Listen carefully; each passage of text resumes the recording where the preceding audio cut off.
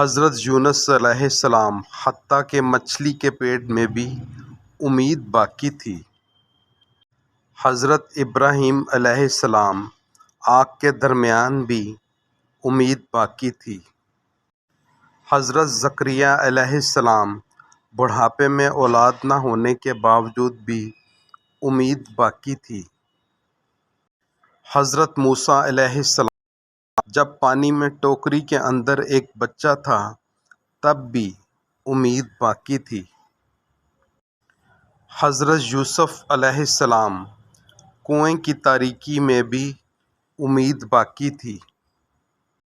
حضرت لوط علیہ السلام جب اپنی قوم نے نکال دیا تب بھی امید باقی تھی۔ حضرت محمد صلی اللہ علیہ وآلہ وسلم غار کی تاریکی میں بھی امید باقی تھی۔